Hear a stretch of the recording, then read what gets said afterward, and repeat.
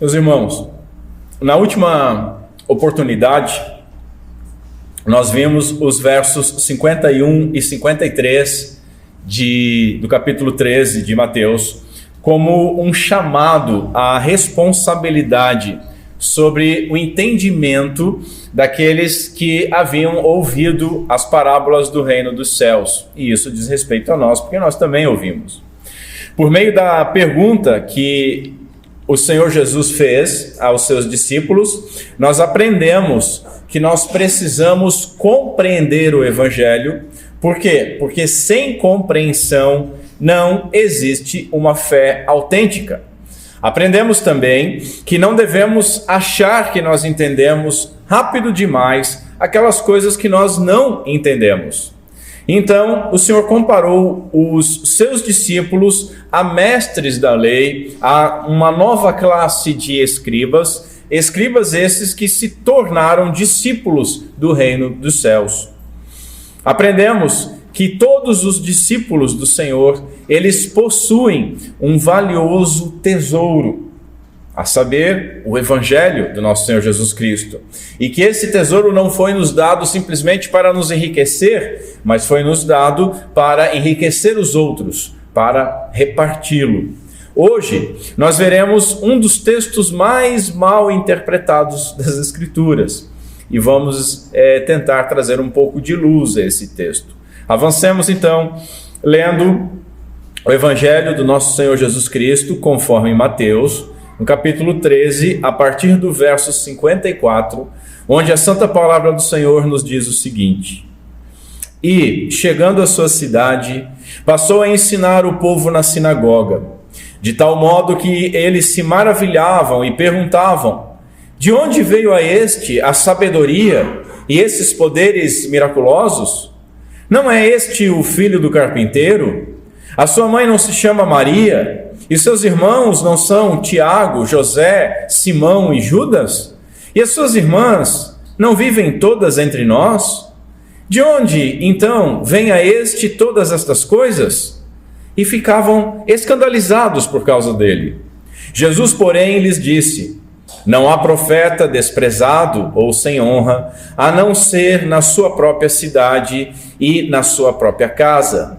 E ele não realizou muitos milagres ali, por causa da incredulidade deles. Até aqui. Vamos ao Senhor em oração. Curve sua cabeça comigo. Bendito Deus, nosso Pai, nosso Senhor, por meio de Jesus Cristo. Pedimos a Ti, Senhor, que o Teu Santo Espírito esteja nos acompanhando. Pedimos a Ti a iluminação do Teu Santo Espírito sobre as Tuas sagradas Escrituras.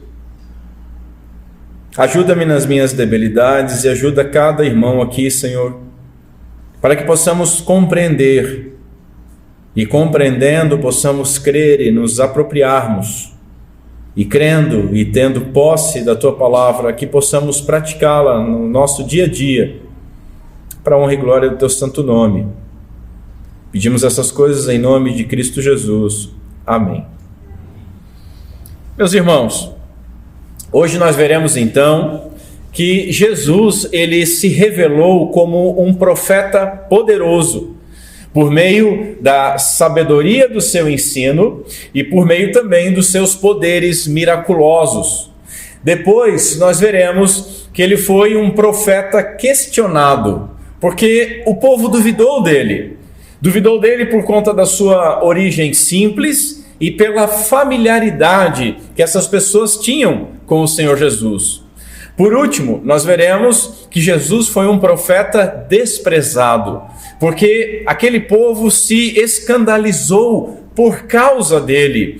E por conta desta falta de fé do povo, o nosso Senhor realizou naquela região poucos milagres na sua própria terra. Perdão. Nós faremos, para encerrar, algumas aplicações também desse texto.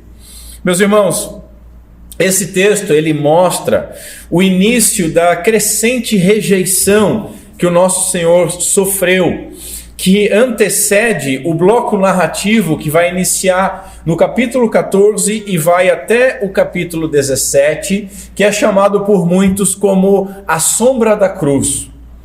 O objetivo do evangelista, do apóstolo Mateus, em registrar aqui esse texto, parece ser de revelar algo que havia ficado oculto antes, a saber, a razão pela qual o nosso Senhor começou a falar com o povo somente por meio de parábolas. Nós vimos isso nos versos 34 e 35, isso sendo narrado.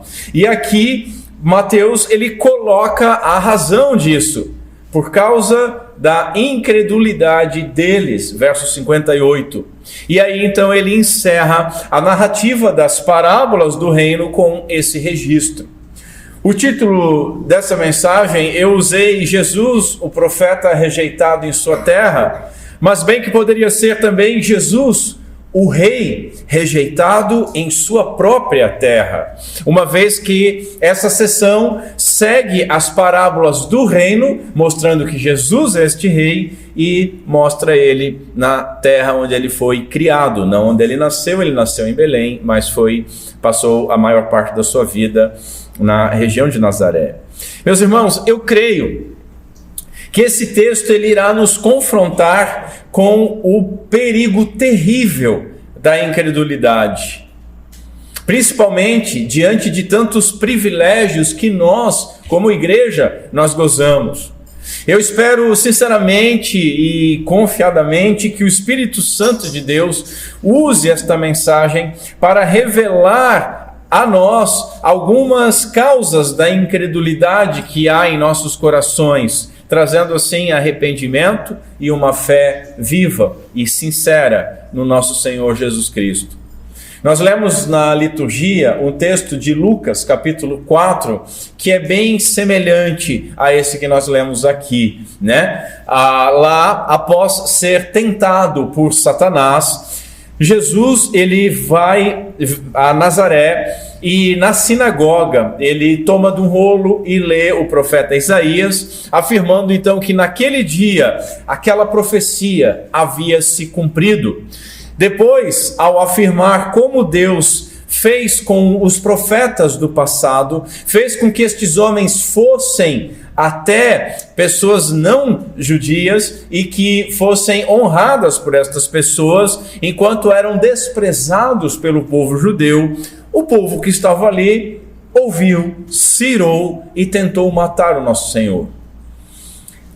Agora nós temos que entender, antes de entrarmos no texto, o seguinte: a ligação deste episódio que nós lemos na liturgia com o nosso texto aqui em Mateus. E há duas possibilidades de interpretação, segundo os estudiosos. A primeira possibilidade é de muitas pessoas defendem que é simplesmente o mesmo episódio, narrado por dois evangelistas diferentes. Mas outros afirmam que a rejeição que está descrita aqui no Evangelho segundo Mateus e no Evangelho segundo Marcos ocorreu após aquela rejeição registrada por Lucas, alegando que os detalhes de cada uma são bem diferentes, são muito diferentes. A justificativa, então, para por que se há pouco tempo as pessoas expulsaram Jesus da cidade e queriam matá-lo, como é que essas pessoas estão ouvindo novamente aquele que tentaram matar? Seria porque a reputação do filho mais famoso daquela vila cresceu muito na região. Então vamos ouvi-lo novamente, vamos ver o que ele tem para dizer. Eu creio desta forma, eu creio que são dois episódios. Portanto, eu tratarei desse episódio que nós vamos estudar como posterior àquele que nós lemos na liturgia. Vejamos então, em primeiro lugar, o profeta poderoso. E nós vemos isso no seu ensino. Jesus, ele nasceu em Belém, como eu disse, mas residiu em Nazaré quando ele retornou do Egito. Ele vai ao Egito para escapar da perseguição de Herodes e quando volta, ele volta e não volta para Belém, ele vai para Nazaré com a sua família. Lá no começo do seu ministério, Jesus, como nós vimos, havia sido expulso da cidade de Nazaré. Ele foi expulso da sinagoga. E aí ele muda-se depois para Cafarnaum. Nós vemos isso em Mateus também, no capítulo 4, a partir do verso 13. Agora, Jesus ele voltou à sua cidade, concedendo àquele povo que já havia expulsado ele, aquele povo que havia tentado matá-lo, ele está proporcionando a este povo uma nova oportunidade. Isso é interessante para nós, porque o nosso Senhor é um Deus de oportunidade. Ele passou então a ensinar o povo na sinagoga. Ensinar. O tempo verbal deste verbo indica tanto que o Senhor começou a ensinar, como a versão NVI traz, como também que ele ensinou ali mais de uma ocasião. Não apenas uma vez, mas ele teve um tempo ensinando naquele local, nessa sinagoga. As sinagogas, para quem tem participado nas quartas-feiras do nosso estudo, sabem, estão atentos à forma da sinagoga e como o nosso culto ele é muito mais sinagogal. Então as sinagogas, elas eram um local de culto público, uma instituição que surge na época do cativeiro babilônico, né, quando as pessoas então afastadas de Jerusalém se reuniram num local, proporcionando assim que houvesse o culto, mas um culto diferente, porque uma vez que eles não estavam no templo, nesse culto não havia sacrifício.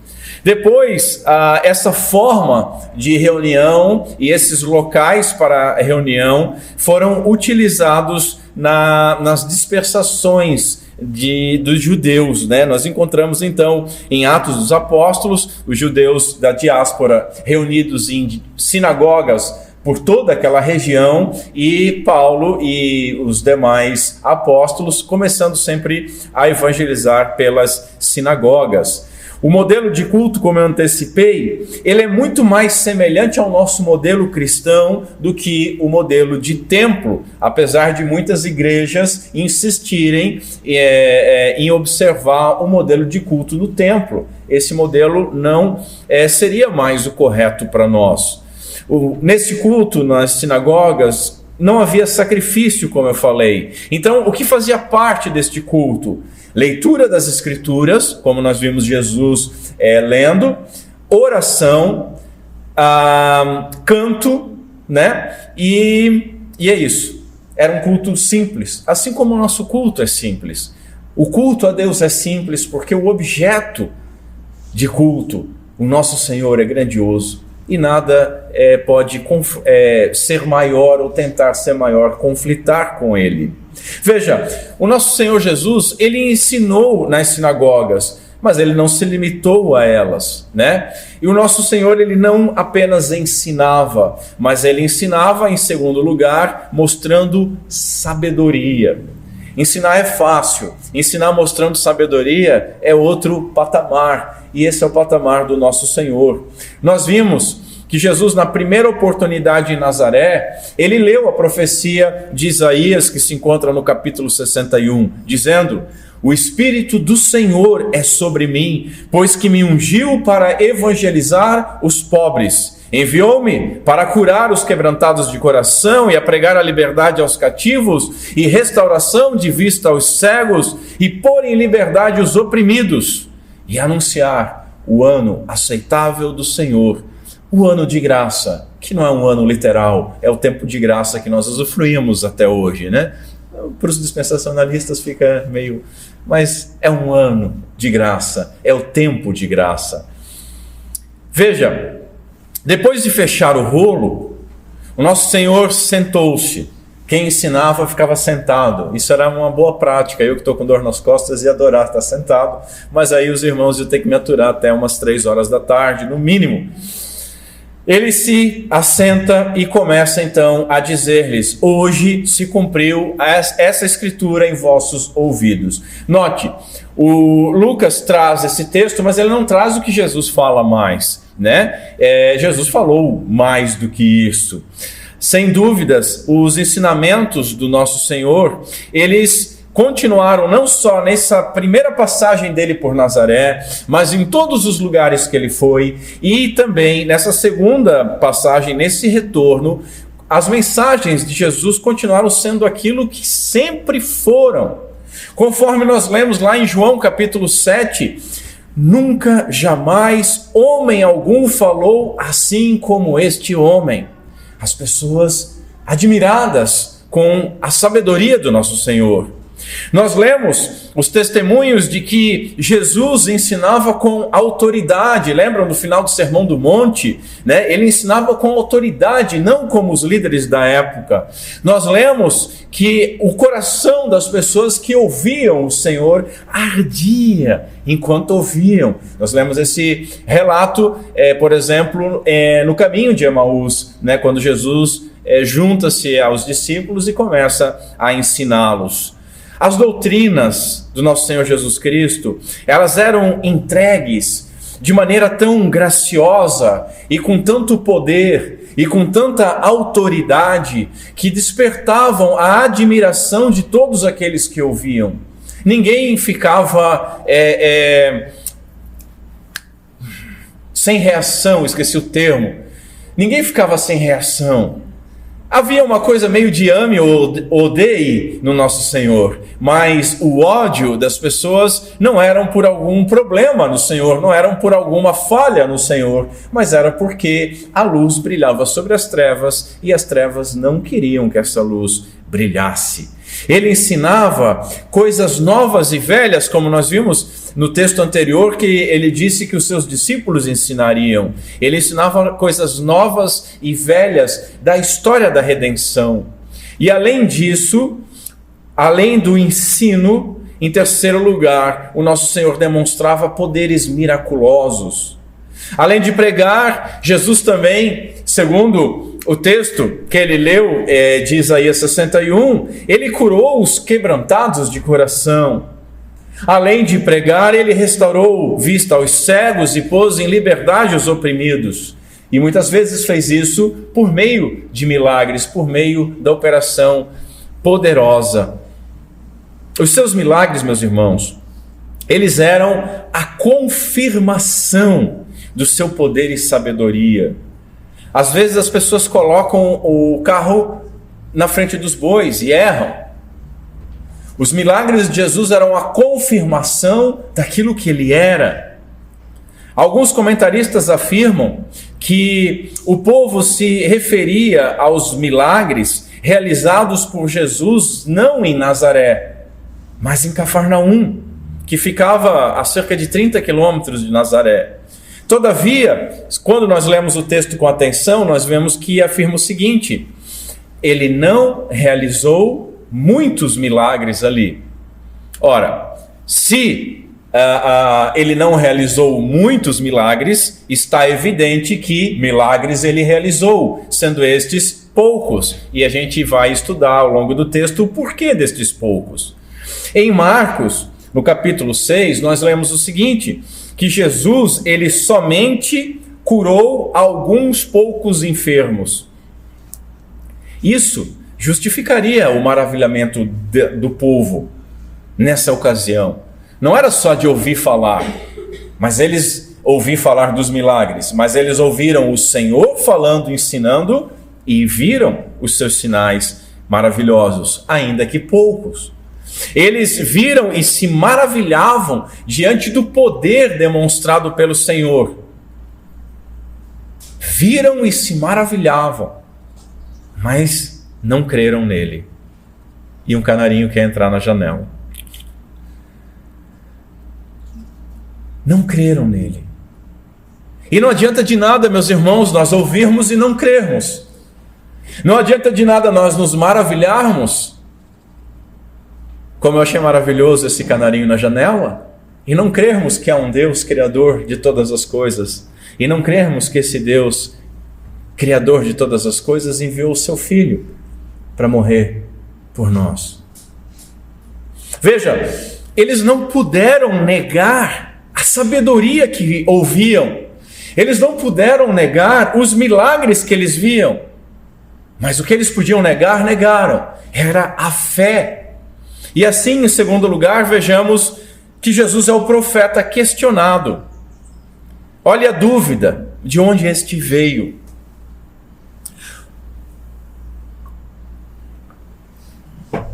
O povo, ele ficou mais maravilhado por quem ele era, por quem Jesus era, do que pela sua pregação, conforme o verso 54. De onde vem? Ou de que maneira vem? Ou como que ele tem tal poder e sabedoria? O povo da sua cidade reconheceu a sabedoria e os milagres, mas como eu disse, ainda assim não creram. Não creram que Jesus era o Cristo. Essa pergunta era um questionamento da fonte da autoridade e do poder de Jesus Cristo. Da onde que vinha? Será que Jesus apresentava evidências que a sua autoridade vinha de Deus? Ou será que vinha de algum outro?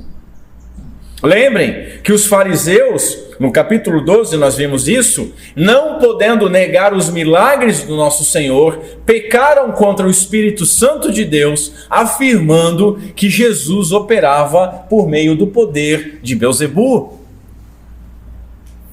Note também o desrespeito revelado pela forma como essas pessoas se expressavam. Observe o verso 54. De onde veio a este? E no verso 56, de onde então vem a este? Todas essas coisas. Calma aí, jovem. Respeito. Você não está falando de qualquer um. O Senhor dos Senhores, o Rei dos Reis, foi chamado por esses miseráveis pecadores de este homem. Este qualquer. Aquele povo é igual a todos os outros povos. Nós somos assim também. Aqui no Brasil, o professor Olavo, ele denunciava o fetiche que o brasileiro tem por um título acadêmico. Se vem um mestre, um doutor de longe, com um título, com um diploma, um especialista, as pessoas ouvem. Tanto que virou moda em manchete de jornal, falar qualquer baboseira, botar uma vírgula e dizer, dizem especialistas. E as pessoas consomem aquilo. Oh, um especialista está falando. Jesus não era um especialista para aquele povo. Jesus era alguém do meio daquele povo. E aí, aquele ditado, santo de casa não faz milagre, fica muito evidente. Eles não quiseram se inclinar diante deste homem, porque eles o conheciam. Eles não quiseram aceitar como verdade que Deus estava e está com ele, e que Deus o elevou acima de todos os homens, inclusive deles. Eles se irritaram. Eles estavam ofendidos. Eles estavam ofendidos na sua própria honra, porque eram invejosos. E assim duvidaram dele. Assim duvidaram dele. Note que essa dúvida, em segundo lugar, ela é gerada pela origem. O conhecimento que eles tinham de Jesus era um obstáculo muito grande para eles ultrapassarem. Porque a origem de Jesus era humilde demais para essas pessoas. Como era possível que este Jesus fosse alguém importante na obra e no reino de Deus? Eu conheço ele. Ele era o carpinteiro, pobre, iletrado, morador daquela pequena vila. Veja, Nazaré era uma aldeia com uma população pequena. Há controvérsias, talvez entre 500 e 1.500 habitantes, ou seja, uma vila pequena. Hoje em dia um condomínio tem mais habitantes do que aquela vila. Assim, José deve ter sido o único carpinteiro da aldeia, e Jesus seguiu a sua profissão, o filho do carpinteiro. O artigo definido aqui, o filho do carpinteiro, confirma essa ideia. O fato de José não aparecer naquela descrição de sua mãe, seus irmãos, suas irmãs, sugere que José já estivesse morto nesta época. Jesus, portanto, ele era conhecido pela maioria das pessoas daquela cidade. Falei cidade, daquela vila, daquela aldeia. Eles o conheciam desde a sua infância. Eles sabiam que ele não havia sido criado aos pés dos rabinos. Eles sabiam que ele não havia aprendido as letras dos homens. Então eles não podiam imaginar como que Jesus obteve um conhecimento tão sublime. E com que poder ele realizava essas maravilhas. E aí um dos pais da igreja, Crisóstomo, ele afirmou que justamente por causa disso, eles deveriam honrá-lo mais, porque apesar da sua origem, falava tais coisas, manifestando que aquilo que ele dizia não era resultado da diligência, do zelo humano, mas era resultado da graça de Deus. A humildade da origem de Jesus era para ser uma razão para honrá-lo, mas não foi o que aconteceu. Eles olhavam para Jesus de cima para baixo, como um homem humilde, desprezível, e assim desprezaram a sabedoria e o poder de Deus manifestado em Cristo. Ele era de uma classe baixa, filho de um carpinteiro. Sua mãe e seus irmãos eram pessoas comuns demais para aquele povo comum e ordinário dar atenção. Nós já falamos sobre os irmãos de Jesus lá no capítulo 12, não vou me alongar falando sobre isso. Volta lá no YouTube e você encontra uma mensagem falando mais profundamente sobre eles. Só vou comentar uma coisa: muitos intérpretes fazem verdadeiros malabarismos para justificar que aqueles que são chamados aqui de irmãos de Jesus, na realidade eram primos de Jesus, ou então eram filhos de uma outra Maria, ou então eram filhos de uma outra mulher, talvez a primeira esposa de José. Mas para que se esforçar tanto? Na falta de qualquer indicação no texto de que esses irmãos de Jesus devam ser considerados em algum outro sentido fora do comum, nós devemos ficar com o sentido natural. Eles eram filhos de José e Maria. E nós vimos naquela mensagem no capítulo 12 que isso de maneira alguma diminui Maria. Muito pelo contrário, antes tal fato a glorifica, e glorifica tanto o casamento quanto a geração de filhos. Mas veja, além da sua origem, em terceiro lugar, vemos a dúvida gerada pela familiaridade. Uma mãe, aqui em nosso meio, qualquer mãe, pode ensinar algo 1000 vezes para os seus filhos, mas quando outra pessoa fala, eles atendem.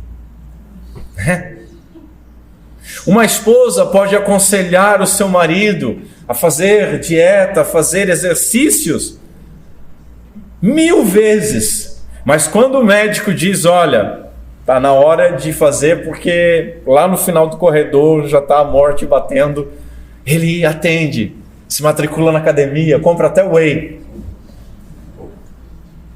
Um pastor pode pregar 1000 vezes sobre um tema e ninguém aprende. Mas um belo dia vem alguém de fora e fala exatamente a mesma coisa. E a reação das pessoas é como se este homem fosse Moisés descendo com a lei debaixo do braço, com a face brilhando, descendo do Sinai, e as pessoas, eu nunca tinha ouvido tal coisa. E um pastor, ele deve ver essas coisas e ficar tranquilo e glorificar a Deus, porque é assim que as coisas funcionam. Qual é o meu ponto aqui, meus irmãos? Repito, santo de casa não faz milagre. Não há profeta desprezado ou sem honra, a não ser na sua própria cidade e na sua própria casa, disse Jesus no verso 57. A familiaridade foi uma pedra de tropeço, para que aquela população de Nazaré cresce. E foi uma pedra de tropeço também, não só não crendo, mas pior que não crendo, eles se escandalizaram em Jesus. Nazaré pode ser considerada a cidade, a aldeia mais privilegiada do mundo, porque veja, o Filho de Deus passou toda a sua infância e juventude naquela cidade. Vocês já pararam para pensar nisso, meus irmãos? Por cerca de 30 anos, os seus habitantes viram a glória de Deus bem de perto, encarnada na face de Cristo, como vai dizer Paulo em 2 Coríntios, como vai dizer João, no primeiro capítulo de João e no primeiro capítulo da primeira epístola de João. Observem, essas pessoas tocaram em Jesus, essas pessoas talvez esbarraram em Jesus, falaram com ele, viram Jesus andar por toda aquela região, contemplando a sua vida irrepreensível, contemplando a sua humildade sobrenatural, contemplando um homem digno e trabalhador incansável. Contudo, justamente essa familiaridade fez com que essas pessoas rejeitassem o Senhor, que elas rejeitassem tanto o evangelho anunciado por Jesus, quanto o próprio mensageiro, o próprio evangelista, o próprio tema do evangelho. Que triste isso. A motivação das perguntas deles não era um desejo sério de saber a fonte do poder e sabedoria de Jesus. Como eu já disse, era inveja, era um ressentimento pessoal, que o menino da cidade os tenha superado. Como assim? E quem já morou em cidade pequena como eu, pequena, menor que Blumenau, sabe que isso acontece. Você se destacou em qualquer coisa, ao invés de você ser aplaudido, você é jogado para baixo. A inveja fala mais alto. Mas como assim? Perguntas que foram feitas eram retóricas. Essas perguntas revelam que já havia um preconceito sobre quem Jesus era, e já havia uma negação em relação a quem Jesus dizia ser.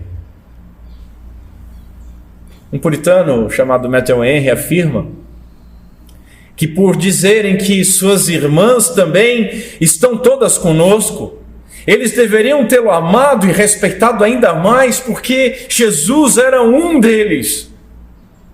Mas exatamente por esta razão, o desprezaram. O desprezaram. Irmãos, há uma verdade que persegue todo estudioso das Escrituras. A familiaridade gera desprezo. A familiaridade gera desprezo. Grande parte do trabalho pastoral é estudar as Escrituras. E quem lida com as coisas sagradas diariamente corre o risco de se acostumar com elas, perdendo o temor, perdendo o tremor, perdendo o espanto e deixando de ouvir a voz de Deus falar conosco, porque nós estamos sempre falando em nome de Deus com o próximo, ou estudando aquilo que Deus tem para falar com o próximo. E graças a Deus por homens como John Owen, que nos ensinam que se o sermão não falar primeiro com você, você não deveria nem proclamar. Líderes, presbíteros, pastores, meus irmãos, nós precisamos de oração, porque lidar com o sagrado muito tempo, o tempo inteiro, é perigoso. Em terceiro lugar, vejamos o profeta desprezado. Note de novo o desprezo. De onde veio a este? A forma que se expressaram demonstrava esse desprezo. De onde vem, então, todas estas coisas? Aquele de quem se diz nas Escrituras que todas as coisas foram feitas por meio dele e sem ele nada do que foi feito se fez. Ele que, por uma graça, nós cantamos a glória de Jesus, do Filho de Deus, ele que o autor de Hebreus vai dizer que era o resplendor da glória divina, da glória de Deus Pai, que era a expressa imagem da sua pessoa, e que não só então quem visse ao Filho via o Pai, mas o autor de Hebreus continua dizendo que sustentando todas as coisas pela palavra do seu poder, o nosso Senhor, o nosso Salvador, ele foi chamado por estes pecadores miseráveis como nós, de este. Calvino afirma que a ingratidão os levou a se cobrirem de trevas. O seu entendimento foi ofuscado de modo que não extraíram proveito daquilo que viam diante dos seus olhos. São compelidos a admirá-lo, querendo ou não. No entanto, tratam-no com desdém. Admiraram os feitos, mas questionaram aquele por meio de quem os feitos eram realizados. Assim, Jesus foi, em segundo lugar, desprezado. Um desprezo que escandalizou. É um desprezo forte. Não é um desprezo só de deixa para lá. É que traz escândalo. Jesus, porém, lhes disse, verso 57, não há profeta desprezado, a não ser na sua própria cidade e na sua própria casa. Veja, meus irmãos, Jesus não estava aqui afirmando que um profeta é respeitado por toda parte, menos na sua cidade, menos na sua família. Não é isso que ele está dizendo. O que ele está dizendo é que certamente um profeta não será respeitado entre o seu povo e entre a sua família.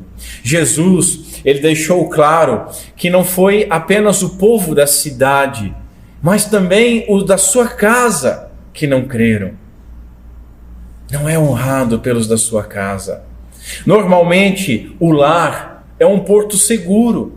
Salvo em famílias desestruturadas, nós somos melhores recebidos em nossas casas do que em qualquer outro lugar. Mas não sempre. Infelizmente. E infelizmente, quando nós alcançamos uma posição elevada, quando nós superamos os nossos familiares de alguma maneira, é lá nos nossos lares que nós vamos sentir a mais terrível inveja. Lemos depois que esses familiares de Jesus que o desprezaram, creram, a tal ponto que as cartas de Tiago e Judas foram escritas por dois de seus irmãos. Tiago, mesmo em Atos dos Apóstolos, é nos apresentado como líder da igreja em Jerusalém. Mas primeiro houve desprezo. Note, o Senhor assumiu aqui, nessa fala no verso 57, o título de um dos seus ofícios como Redentor, cumprindo assim as Escrituras. Profeta, sacerdote e rei. Não há profeta, eu sou esse profeta. Cumprindo assim também a profecia de Moisés, que disse lá em Deuteronômio 18, o Senhor teu Deus te levantará um profeta do meio de ti, do meio dos teus irmãos, como eu, e a ele ouvireis. A profecia se cumpriu, mas a maioria do povo, novamente, não ouviu. Assim como foram desprezados os profetas de Deus pelo seu povo, assim também o grande e maior profeta também foi desprezado. Se escandalizaram nele, literalmente tropeçaram nele, ou mais literalmente ainda, sentiam-se repelidos por Jesus. Olha que sério isso, irmãos. Repelidos. Veio pelos seus, mas os seus não creram nele. Essa expressão significa que eles encontraram em Jesus obstáculos para a fé, embora o maior obstáculo estivesse no coração deles, mas eles culparam ao Senhor. O que surpreende, e é muito triste, é que todas as vezes, talvez os irmãos nunca notaram isso, todas as vezes que nós lemos no Novo Testamento que alguém ficou escandalizado, esse alguém ficou escandalizado com Jesus Cristo. A Bíblia é a revelação de Deus para nós. E ela revela exatamente quem nós somos. Ela não cobre o sol com a peneira, ela não passa pano. E é assim que nós somos. Nos escandalizamos com o Senhor. Assim lembramos da resposta de Jesus aos discípulos de João Batista, lá no capítulo 11. Bem-aventurado é aquele que não se escandalizar em mim. Qual o resultado disso? O desprezado que fez poucos milagres, em terceiro lugar. Chegamos aqui então ao texto que é tão mal compreendido e abusado por líderes religiosos. O que é feito com esse texto aqui é, eu poderia dizer uma festa, mas é um carnaval. É satânico. Mateus diz que Jesus não realizou muitos milagres ali por causa da incredulidade deles, verso 58. Então ele está apontando aqui o resultado da rejeição do povo. Por causa da incredulidade do povo, Jesus não fez muitos milagres. Literalmente, ele não mostrou muito poder.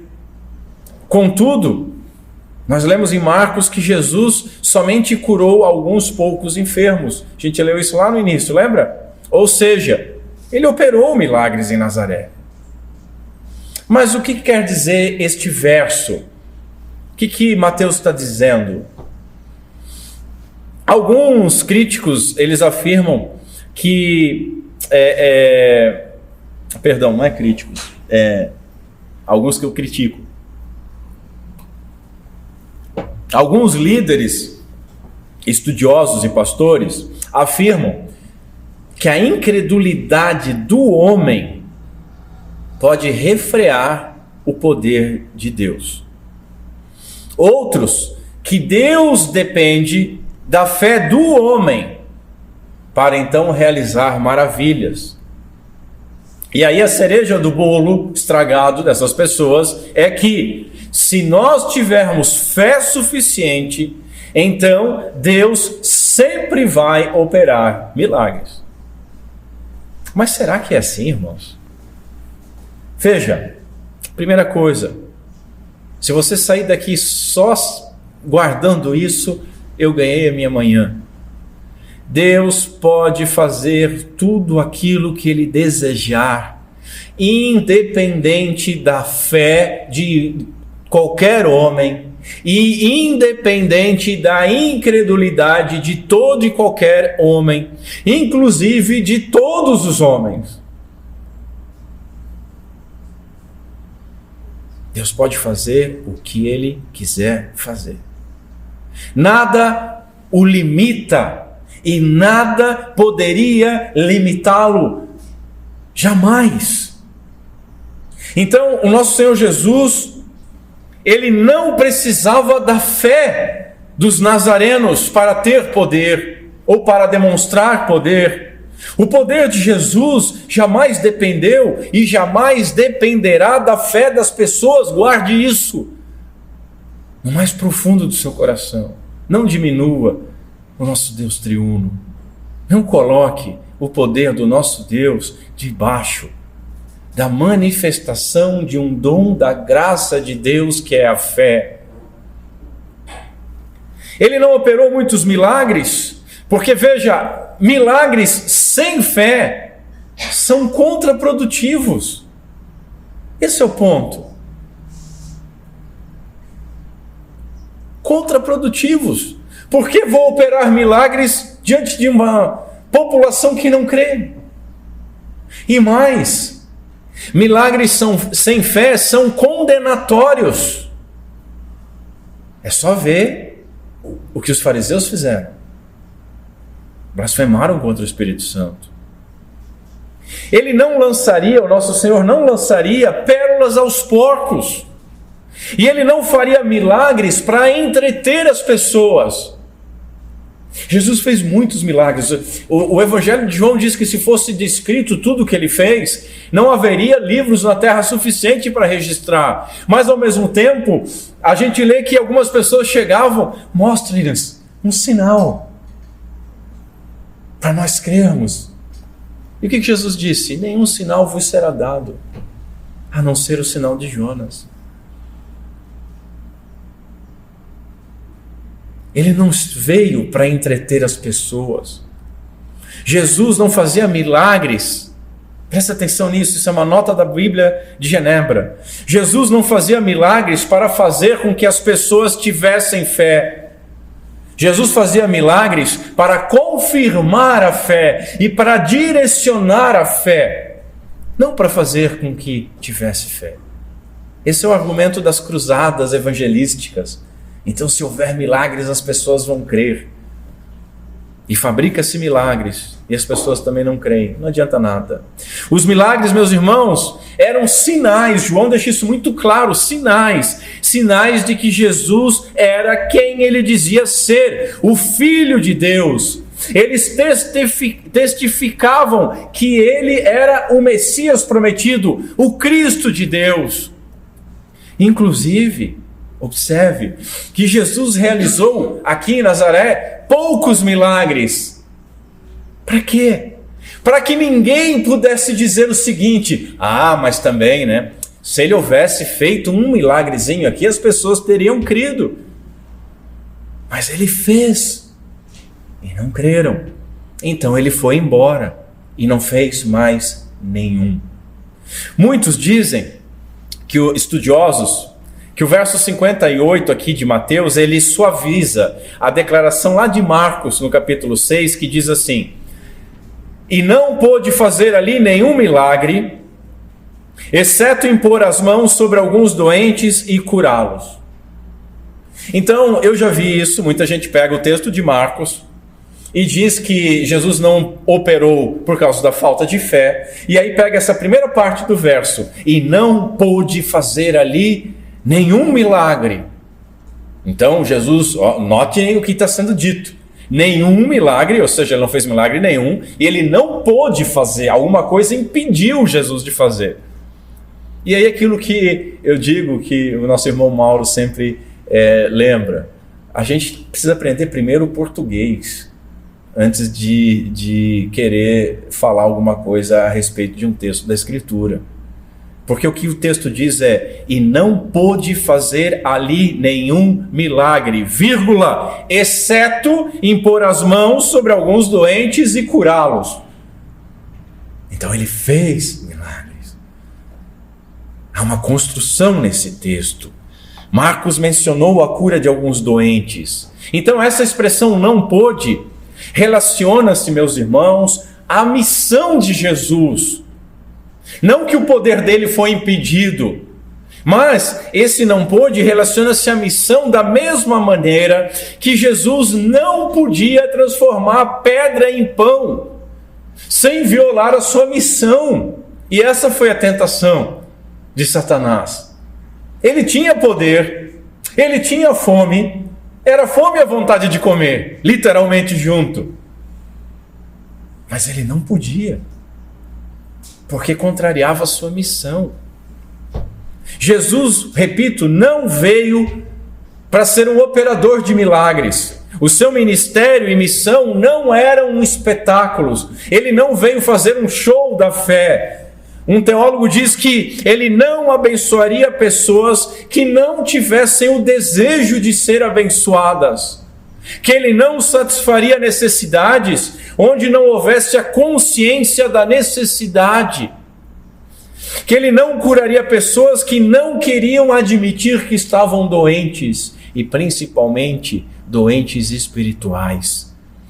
Talvez por conta da rejeição e incredulidade do povo, poucas pessoas tenham ido até ele, pedido oração. Talvez pela incredulidade poucos tenham ido para serem curados. E aí poucos creram, poucos foram e poucos receberam um milagre. Mas devemos também ser honestos e ter equilíbrio naquilo que nós afirmamos. Nós não podemos desprezar a fé, meus irmãos. A fé é um dom de Deus. E assim, nós não podemos jamais dizer que a falta de fé e a incredulidade não sejam pecados e que não sejam também um tremendo obstáculo para a nossa vida. Veja, a nossa falta de fé não pode impedir Deus de agir. Agindo Deus, quem impedirá? Mas a nossa falta de fé atrapalha a nossa vida, e bastante. A incredulidade do povo causou uma profunda dor em Jesus. Muito antes do Calvário, Marcos 6 já registra, Jesus estava admirado da incredulidade deles. Mas não é verdade que ninguém possa receber um milagre a menos que possua uma fé perfeita. Irmãos, jamais podemos imaginar que a incredulidade humana diminua ou restrinja o poder soberano e absoluto do nosso Senhor Jesus Cristo. Tenhamos a certeza do poder absoluto daquele que é chamado de Todo-Poderoso. Concluo dizendo que é fácil entender aquilo que nós temos em comum com as pessoas da vila de Nazaré que rejeitaram o Senhor. Nós também ficamos admirados com o tremendo poder e sabedoria demonstrados por Jesus. Contudo, a nossa proximidade com o sagrado, e agora não estou falando mais como pastor, eu estou falando como membro da igreja, como todos vocês, a nossa proximidade com o sagrado tem feito que nós acabemos duvidando do seu poder, duvidando da sua graça e duvidando principalmente do seu amor. Se não conscientemente, ao menos inconsciente. E assim, meus irmãos, nós deixamos de experimentar grandes dádivas. Nós temos a Bíblia à disposição, nós temos o culto à disposição e podemos deixar de ir no culto, às vezes por uma dor de cabeça, ou um pouco de cansaço. Às vezes nós deixamos a Bíblia de lado porque nós estamos cansados. Às vezes nós deixamos de orar porque o dia foi muito corrido. A proximidade com o sagrado, com os meios de graça, acabam fazendo com que nós desprezemos, nos escandalizemos no Senhor. Que o Espírito Santo nos conceda arrependimento e uma nova e uma fé renovada e sincera, e que Ele nos auxilie sempre a honrar o nosso Senhor Jesus Cristo com a devida confiança que Ele é digno. Deixe-me passar algumas aplicações. Primeira delas, a dignidade do trabalho. Jesus trabalhou numa profissão simples, porém honrada.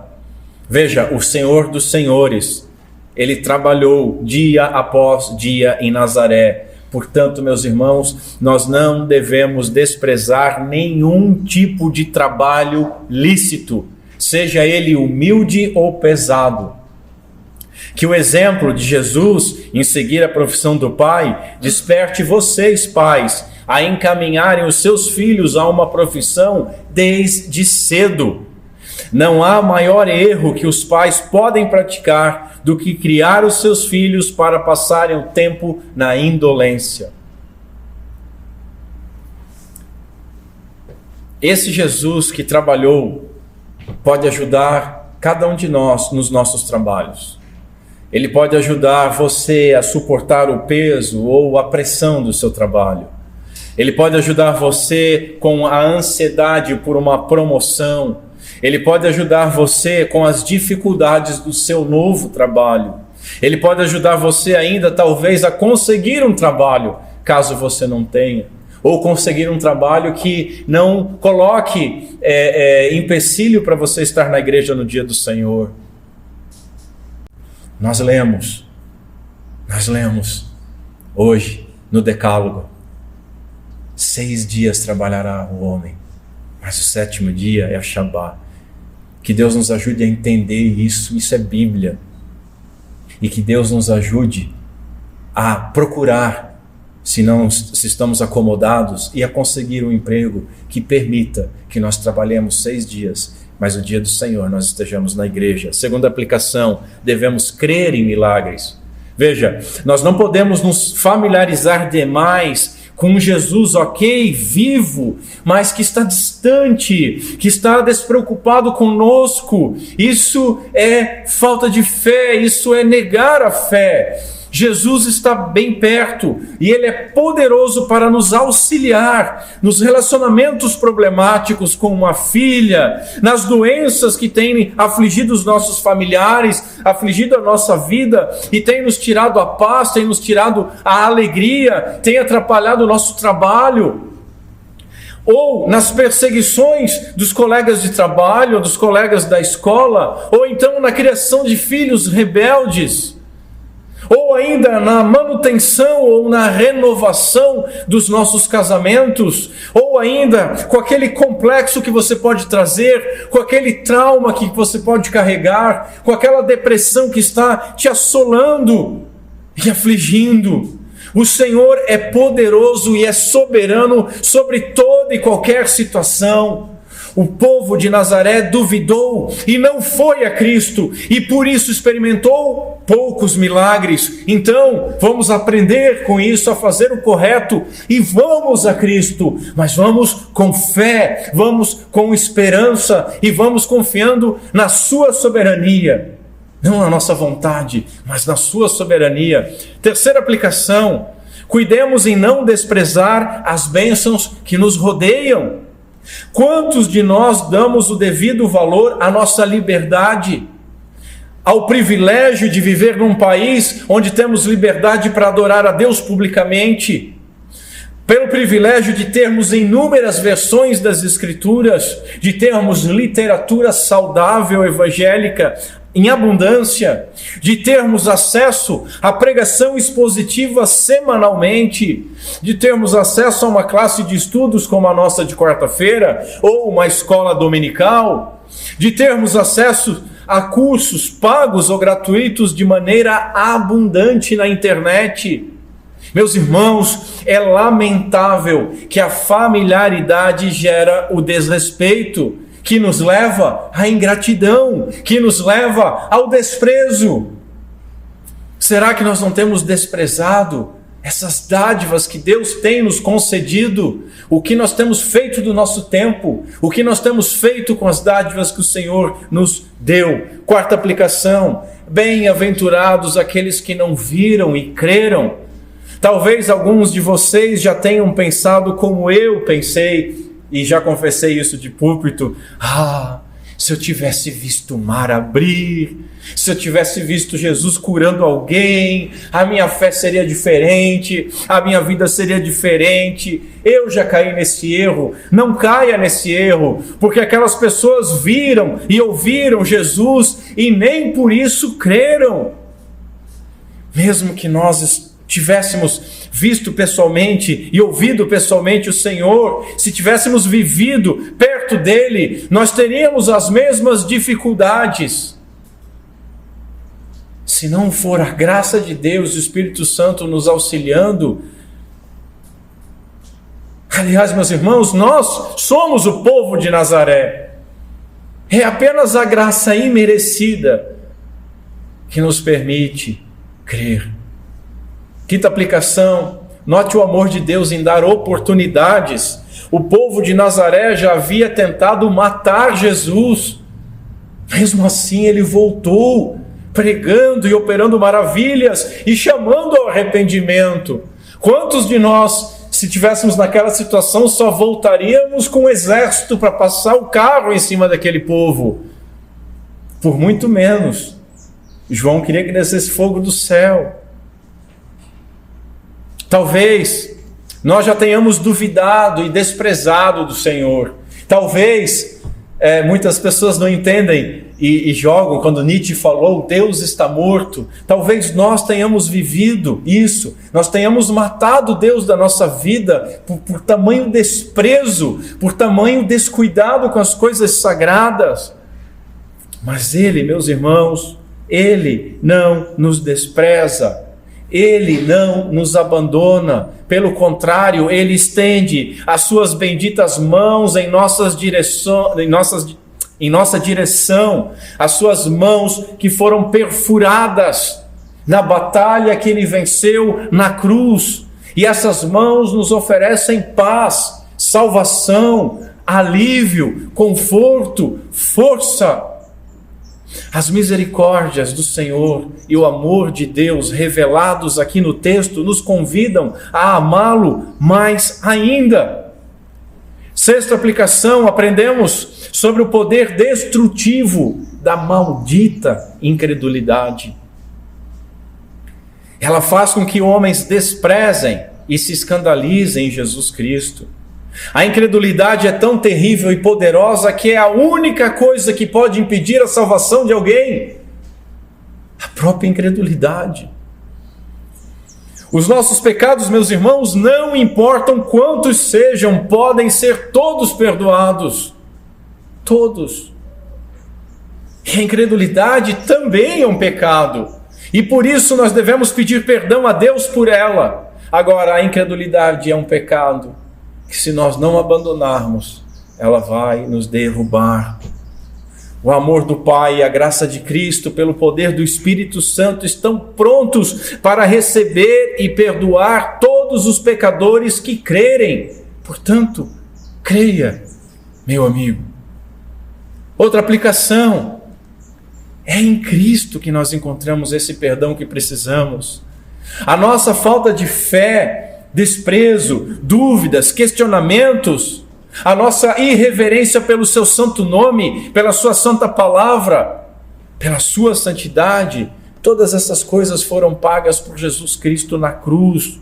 É porque ele obedeceu ao Pai em todas as coisas. É porque ele morreu a morte que nós, incrédulos, merecíamos, como nós cantamos hoje cedo. É por causa disso que nós somos aceitos e adotados por Deus. É porque ele ressuscitou que nós somos justificados, declarados justos.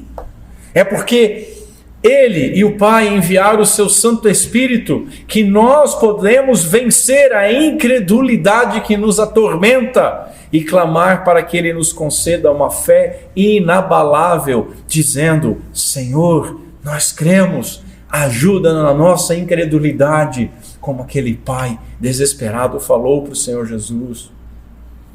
Outra aplicação: a sinceridade das dúvidas diante de Deus. Veja, a pergunta daqueles homens poderia ter sido sincera e reverente, mas eles perguntaram por impertinência, por uma impertinente incredulidade, e isso custou caro para eles. Qual a lição e qual é o meu ponto aqui? Meus irmãos, o nosso Senhor não tem medo de perguntas sinceras. O nosso Senhor não pune um coração que duvida, mas que está desejoso de conhecer a verdade. Aliás, ele é a própria verdade, que terá prazer em se revelar a todos aqueles que o buscam com sinceridade de coração. Ele deu uma segunda chance a Nazaré. Que nós possamos ser sinceros em nossa busca pela verdade, e a verdade nos encontrará. Nona aplicação: a fidelidade dos ministérios tem sido avaliada pelos números. Outras vezes tem sido avaliada pela moralidade dos membros. E aí eu vou chamar aqui o Bispo Raio para falar com a gente. Ele diz assim: ficamos perplexos porque as congregações de eminentes pregadores do Evangelho geralmente são os seus ouvintes mais duros e impenitentes. Não nos surpreendamos mais com coisas assim. Observemos a experiência do nosso Senhor em Nazaré e nos tornemos mais sábios. A gente não pode avaliar um ministério de qualquer forma. Como é que você avaliaria o ministério de Jesus em Nazaré? Ah, esse cara aí, não sei não, o pessoal não creu nele. Aprendamos que a familiaridade muitas vezes é um empecilho, inclusive para a família do crente fiel. Apesar do seu bom testemunho, é comum que nós vermos parentes de pessoas piedosas que não se convertem. E isso não significa que aquela pessoa não seja piedosa e convertida. Última aplicação: não sejamos ingênuos, meus irmãos. Não é porque nesta manhã nós fomos confrontados com a nossa incredulidade, e não é porque nós estamos pedindo, e eu espero que peçam na oração, e eu espero que ao longo do dia continuem pedindo, para que Deus nos conceda fé e que nós decidamos exercer esta fé. Não é por isso que nós nunca mais vacilaremos. Nós devemos vigiar diariamente e exercitar diariamente a nossa fé. Nós devemos vigiar para que a familiaridade com as coisas de Deus não seja um empecilho, mas um auxílio para a nossa fé. E sempre que nós notarmos a nossa fé vacilando, nós devemos, humilhados, ir à fonte de toda a fé, clamando aos pés do nosso Senhor Jesus Cristo: nós cremos, Senhor, nós cremos, ajuda na nossa incredulidade. Que Deus Pai seja misericordioso conosco, por meio de Cristo Jesus, nosso Senhor. Amém. Fique em pé, vamos ao Senhor em oração.